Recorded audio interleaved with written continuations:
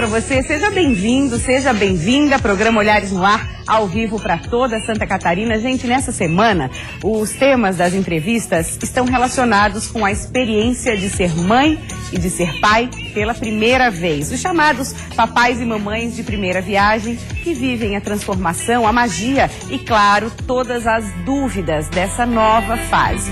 Uma das questões é o sono do bebê. A gente sabe que uma criança que dorme bem tem maior equilíbrio emocional, entre outras vantagens. A idealizadora de um projeto para trazer mais informações sobre a qualidade do sono do bebê vai estar conosco hoje. Vamos falar também sobre a importância do teste do olhinho, é um dos destaques do Olhares, e também uma visita especial no nosso estúdio. Estamos recebendo a jornalista e apresentadora da Band Santa Catarina, Cibele Fávero, com seu fofo Luan. Cibele, um prazer te receber, bem-vinda. Obrigada, Maria, imagina, o prazer é nosso. Hoje trouxe o gordinho para conhecer a equipe e para todos os telespectadores conhecerem também. Muito fofo, o Luan já fez o maior sucesso aqui pelos corredores da TV. A Vânia Rios, que é mãe da Cibele, vovó dessa coisica fofa, também vai acompanhar a entrevista, que a gente está falando justamente essa questão de mãe de primeira viagem, que é o seu caso. Sim. Né? Você teve uma gestação super tranquila, trabalhou aqui com a gente praticamente até a última semana antes de ter o Luan, né? Semana. Na verdade, ele que avisou que ia vir, porque eu não estava nem percebendo que era a hora. Foi tudo muito tranquilo, a gestação, o parto também, e a chegada dele. Só que a adaptação, né, Maria, por mais que a gente se informe, pesquise, espere, é bem diferente quando o neném chega. Bem diferente, eu já passei por isso. Quem já passou por isso sabe, né? São surpresas atrás de surpresas, muitas dúvidas, é isso que a gente quer orientar nossas telespectadoras, nossos telespectadores. Quais as principais dúvidas, quais as principais questões que pesaram mais, assim, nesse primeiro mês? O Lua está com 1 mês e 20 dias? 1 mês e 20 dias. Vamos falar do primeiro mês, Cibele. O que foi mais, assim, mais difícil para você? Eu acho que é muito difícil, por mais que todo mundo fale, as pessoas mais velhas, né, mãe, sempre deu muito conselho durante a gestação, mas o chorinho dele, assim, tem muitas vezes que não tem o que fazer. A criança vai chorar mesmo, os bebês choram, né, Maria? E às vezes não é, ou é a coliquinha, que a gente tem que saber que ele vai passar por essa fase. Tem que tentar acalmar, nem sempre o colinho é suficiente, a hora do sono também. Nós vamos falar daqui a pouco sobre a hora do sono. O soninho às vezes troca, né, a noite pelo dia. Acho que a mãe passa muito problema com o sono, né? O bebê dorme a hora que ele quer e a gente tem que acabar se adaptando ao bebê, à vida do bebê. Sim, o nosso sono não existe mais, é privação total, a gente tem que se dedicar, né? 24 horas agora é pelo tempo dele, né? Tem aquele conselho, a hora que dormir o bebê, a mãe também tem que dormir, mas não é bem assim. O nosso sono não é regulado desse jeito, né? E na prática, quando ele dorme, você tem outras coisas para fazer também, né, na casa? É verdade. Tem que cuidar de si, cuidar da casa, fazer as outras coisas, né? A gente trouxe a Vânia junto, a sua mãe, porque essa questão da primeira maternidade, o papel da avó é muito importante, né? Sim. Né? Abençoadas quem tem as mães do lado como você tem, para dar todo esse apoio. Como é que foi essa interação? Eu sei que vocês moram no mesmo prédio, melhor ainda. Qualquer coisa, Cibele só interfona, mãe, vem, é assim? Então, esse bebê, o Luan, ele foi muito esperado.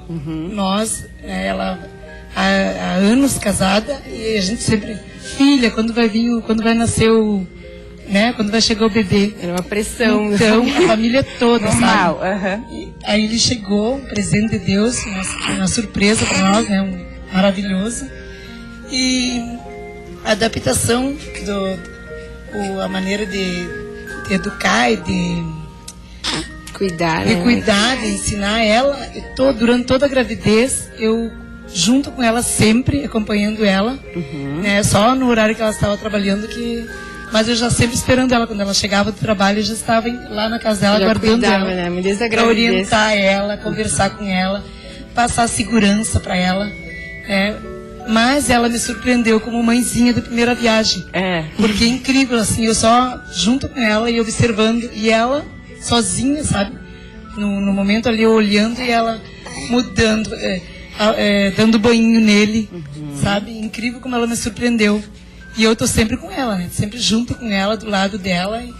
O instinto materno fala muito alto nessa hora também, né, Cibele? Mas assim, é claro que mudou muito, né? No tempo quando ela nasceu era de uma maneira, hoje a gente vai pela orientação médica. Quando ela nasceu, eu ia mais pelas orientações da minha mãe, né? Filha, dá um chazinho, tá com dor de barriga, dá um chazinho. As receitas caseiras. As receitas caseiras. E hoje não, eu vou com ela no médico e eu sei uma maneira diferente de acalmar ele, dar chazinho, mas não dou porque eu respeito a orientação médica, né? Sim, e a escolha dela, ela que vai dizer o que ela vai querer nesse momento, então, mas né? ele é bonzinho, sabe? Ele é uma criança que... Ele é bonzinho. Ele toma um mamazinho, só chora, se tá xixi, ele chora, se tá, não fica, sabe? Sibeli, Então, qual o melhor conselho que você recebeu da sua mãe nessa fase? Assim, qual que você achou, não, esse realmente ela tem razão? Eu acho que é mais do que o conselho principal, assim, eu acho que o que ela passou é ter calma, porque vai passar. E na hora que a gente está no momento da crise, assim, do choro da criança, ou que está com dorzinha, ou que não sabe o que fazer mesmo, porque apesar da gente querer ser super mãe, a gente erra, a gente tenta, né, Maria, acertar o tempo vai todo. muito de erro e acerto, de tentativa mesmo. E eu acho que assim, realmente esse conselho, calma, vai passar, é isso mesmo, um bebezinho, ele tem que se adaptar ao mundo também. Não é só tu que tá sofrendo com sono, tá cansada. Ele também, ele tá tentando entender o que tá acontecendo, onde é que ele tá. Ele saiu do ambiente quentinho, né? Mas ele é muito tranquilo.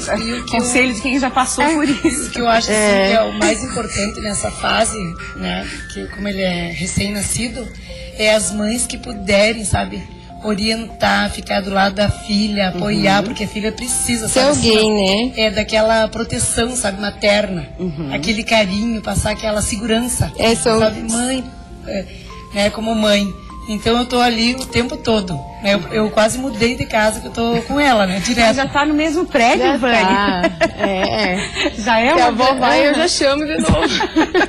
Eu acho que são dois conselhos para as futuras mamães, que se eu pudesse dar, eu diria: aceite toda ajuda possível, porque nos dias de hoje a gente tem mania de achar que pode tudo, mas essa precisa coisa de colocar ajuda. a capa de supermãe, que você estava falando. E a segunda, eu acho que é ter alguém que tu possa ter um colinho, uma mãe, um amigo, uma amiga. Porque a mãe precisa também. A gente cuida do bebê, mas precisa desabafar, a gente tem os nossos medos, o foco fica muito pro bebê, né? Eu acho que esses dois conselhos, assim, que hoje eu entendo que fizeram toda a diferença pra mim. Que bacana. Vamos falar um pouquinho do sono do Luan, porque daqui a pouco eu vou conversar com a Luciana. Como é que é o sono dele, Sibeli? Então, hoje com 1 mês e 20 dias, ele já é um bebê bem mais tranquilo, parece assim que eu tô em uma outra fase. Mas no início, não tinha rotina nenhuma, né? Eu não tinha a menor ideia de como seria o dia, como seria a noite, a hora que ele ia querer dormir, a hora que ia querer mamar. É muito se adaptar ao que tá acontecendo, assim. Você foi deixando acontecer. Fui deixando acontecer. Pra ver. E aí o sono era mais picado? Muito mais, muito mais. E aí que a gente não dorme, né, nesse horário. Fica zumbi, né? É a fase zumbi que a gente passa. E agora você nota que ele chega a dormir até quantas horas? 3 horas, à noite às vezes 4 horas. Isso pra mim já é o céu. Antes era meia hora, 1 hora. Tá bom. Sibeli, Vânia, o pequenininho Luan, muito obrigada pela visita. Adorei conversar com vocês, tá? Obrigada, Maria. E volta logo, né, Sibeli? Até mais. Telespectadores estão com saudade de Fique Logo eu volto.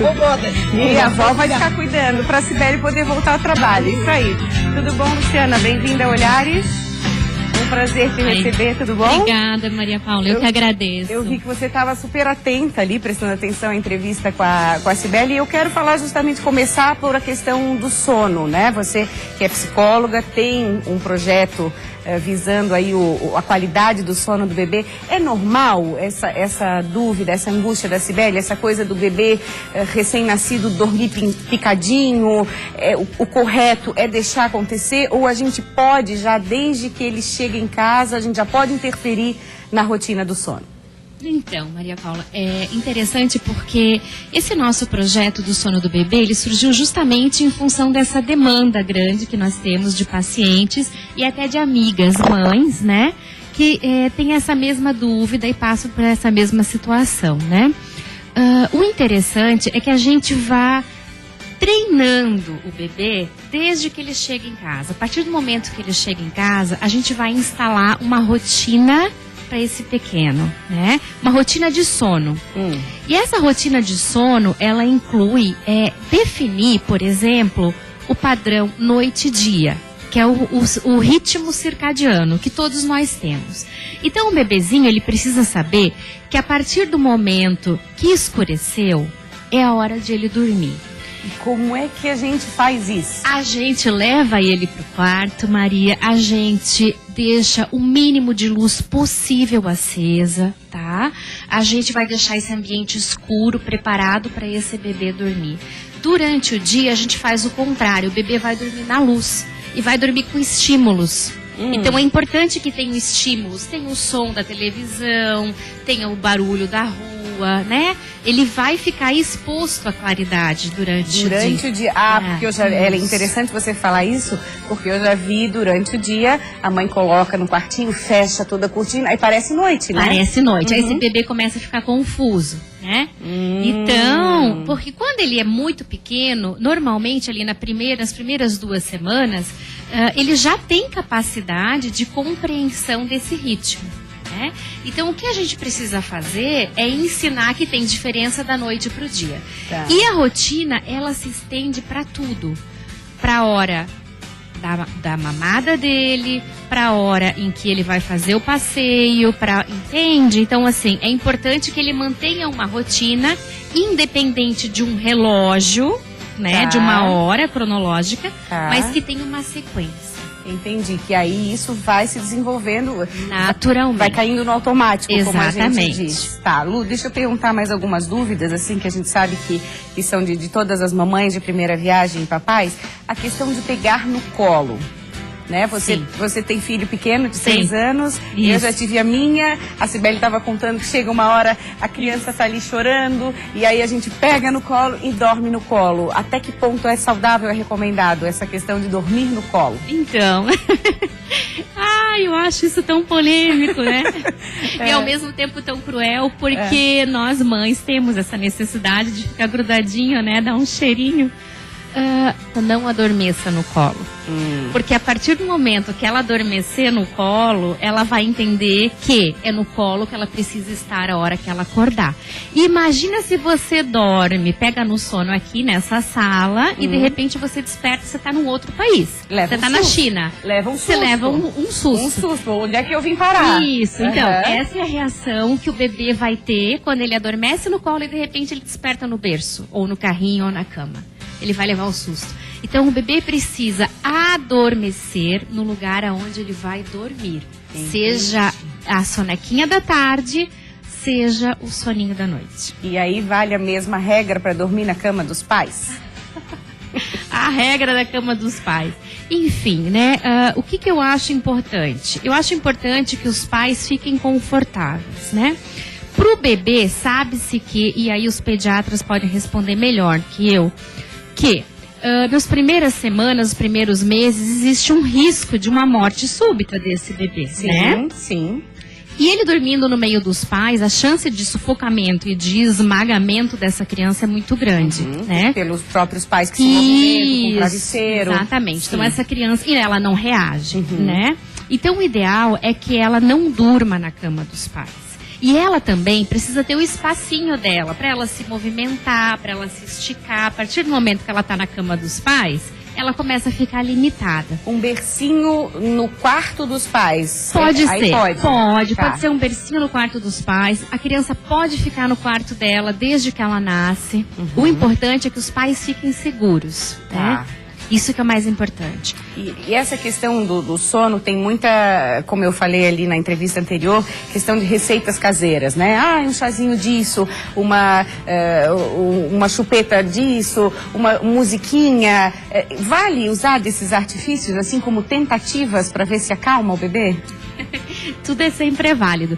Mas a gente usa algumas técnicas, que inclusive são técnicas que a gente ensina no nosso workshop, né? Que são técnicas, eu sou hipnoterapeuta também, né? Então a gente usa o tom da voz, né? Algumas palavrinhas-chave que vão estimulando, vão chamando a atenção da criança, focando a atenção dela e vai induzindo a um sono automaticamente. Mas, independente disso, uma das coisas mais recomendadas são as canções de niná.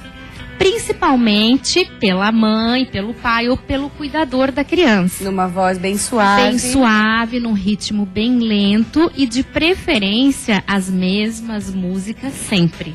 Que mantenha uma rotina. Não precisa variar o repertório, escolhe uma e canta. E canta, porque normalmente isso induz ao sono. Tá, agora, Lu, antes de encerrar, eu quero depois deixar o telefone para contato. Você promove junto com a sua sócia cursos, workshops, justamente para treinar pais, cuidadores, né, para ter essa qualidade do sono. Isso. Tem uma polêmica muito grande de um médico norte-americano que agora diz que o certo, o correto é deixar o bebê chorar. Deixa chorar, daqui a pouco o bebê cansa e dorme. Isso é muito complicado, principalmente para nossa cultura, né, que é extremamente de cuidar. O choro parece que é um alerta que alguma coisa não vai bem. Qual que é a sua opinião sobre essa polêmica aí do médico que diz que é para deixar chorar? Que dor no coração, né? Então, a gente não deixa o bebê chorar, né? Porque sabe-se que o choro do bebê, primeiramente, ele causa um estresse para o bebê. Então, ele causa uma disfunção hormonal, aumenta o nível de noradrenalina, de cortisol, né? Em função disso, o bebê vai ficar automaticamente desregulado, fisiologicamente, né? E o fato de deixar o bebê chorando faz com que condicione de que o choro é necessário para dormir. Então ele cria esse hábito. Então ele vai entender que sempre para dormir ele precisa chorar. Então a gente vai ter um bebê chorão, toda vez chorando, para pegar no sono. É isso que a gente justamente não quer. Que a gente não quer. Então a gente, diz que o ideal é que a gente não deixe o bebê chorando. Luciana, por favor, deixa teu contato para quem quiser saber mais sobre os cursos, workshops que vocês ministram. Isso. A gente tem uma página no Facebook, é um projeto bem novo, chama-se O Sono do Bebê. E nós temos também o celular 9924-3898, né? Vamos ter um workshop agora em outubro, no dia 2 de outubro, se eu não me engano, aqui no Córrego Grande. As inscrições já estão abertas. Muito obrigada mais uma vez por todas essas dicas. Obrigada pelo convite. Até a próxima, sucesso. Obrigada. Já que estamos falando de mamães, a gente te conta agora uma história de adoção super bonita. A americana Lacey Duncan, de 25 anos e solteira, queria muito ser mãe, tinha um desejo muito forte.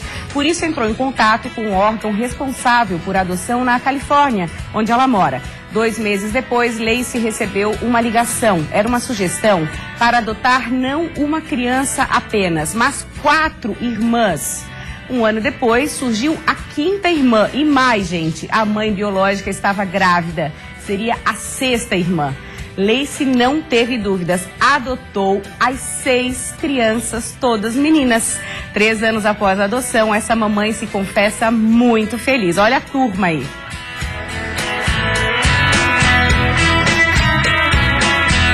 A seguir, a curiosa história da mãe que fantasia a filha na hora que a filha está dormindo e bate fotos. Vamos falar também sobre a importância do teste do olhinho. Um monte de dica para você. Até já.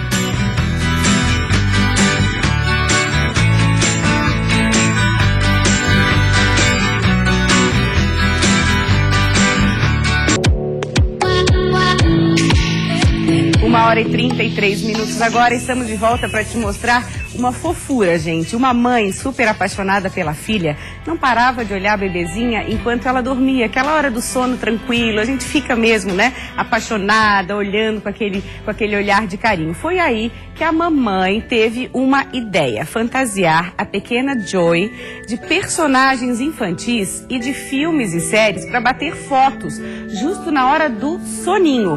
No início, essas fotos eram só para a família e amigos do Instagram da mamãe, mas aí a história foi ficando tão popular que as fotos chegaram a receber até 10 mil likes, 10 mil curtidas em poucos dias. Confiram aí, cada foto uma mais bonitinha que a outra.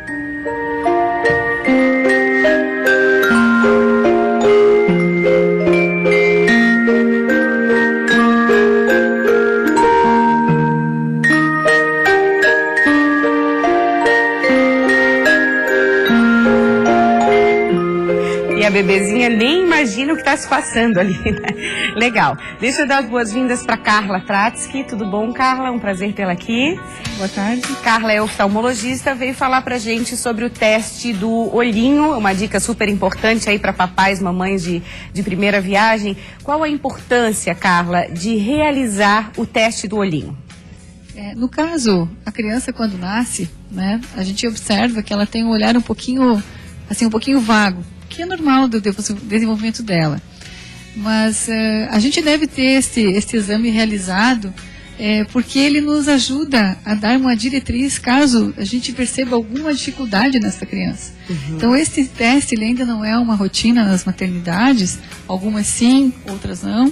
Já em outros centros maiores já existe esse olhar, né? Já existe essa preocupação. Como no Rio de Janeiro e em São Paulo já é obrigatório, né? Já é obrigatório. Então já existem inclusive diretrizes para que esse teste seja feito de rotina nos hospitais.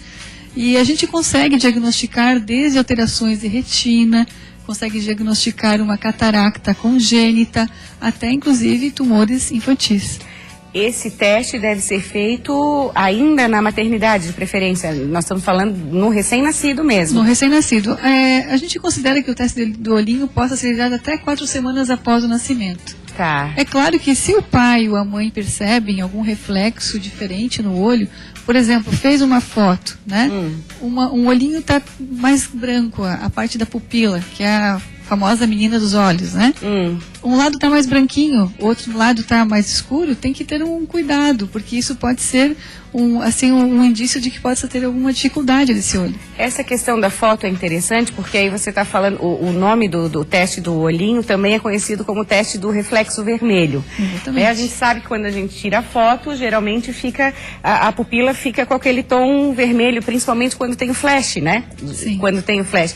Então, se não está tão vermelho, se está de uma outra cor ou se aparece alguma outra mancha, pode ser um sinal de alerta? Pode ser um sinal de alerta. E também a criança, é claro, né? A criança ela tem o desenvolvimento dela um pouco restrito pela própria condição, né, de nascimento. Mas a gente sempre deve pensar que essa criança deve olhar com uma certa simetria para os pais. A cor dos olhos deve ser similar. No caso também, o tamanho dos olhos deve ser um tamanho equilibrado, um tamanho simétrico. Né? Então, assim, a gente olhando com um olhar um pouquinho mais específico, a gente consegue diagnosticar várias dificuldades se essa criança de fato tem alguma coisa. E a importância, Carla, de diagnosticar precocemente, né? Ah, sim, porque o tratamento ele é importantíssimo. No caso, uma criança que nasce com uma catarata congênita, ela deve ser operada o quanto antes dessa catarata, porque esse olho ele não vai ser desenvolvido se ele não tiver estímulo luminoso. E a catarata serve como uma privação, ela é uma barreira para a luz. Então aquela criança vai ter uma visão menor neste olho. E às vezes é comum que o paciente, no caso a criança, tenha catarata nos 2 olhos, inclusive. Olha. Então a gente atende casos assim às vezes também, né? Então isso é bem importante a gente deixar frisado. E por que, na sua opinião, o teste do olhinho ainda não é tão popular quanto o teste do pezinho ou o teste do ouvido? Eu acredito que é uma questão até de conhecimento dos próprios pais e também uma questão de cuidados, até eu diria assim, da nossa própria condição hoje, da nossa saúde, né? Porque ele deveria ser oferecido a todos os pais, sim, a todas as crianças, né? Claro. E assim como as crianças também, após esse desenvolvimento que a gente chama, né, pré-natal, pós-natal, as crianças pequenas, depois também serem vistas por um profissional de oftalmologia. A gente está falando dos cuidados com os olhos, né, quando a criança nasce, mas a importância desses cuidados também durante a gestação para garantir olhos saudáveis, né? Exatamente. Começa-se, claro, né, por uma boa alimentação, que isso com certeza interferirá no desenvolvimento da criança. E também, claro, por exemplo, as vacinas contra a rubéola, que já foram realizadas, bastante campanha, é bem importante, porque é uma causa de catarata congênita, quando a mãe adquire rubéola na gestação, e também a toxoplasmose, que é bem importante nesse caso. Muito obrigada pela sua presença, pelos esclarecimentos. Obrigada a você pelo carinho da audiência. Amanhã tem mais Olhares, estaremos te esperando. Você continua com a gente. Nádia Calil está chegando aí com o Repórter Band. Beijo, até amanhã.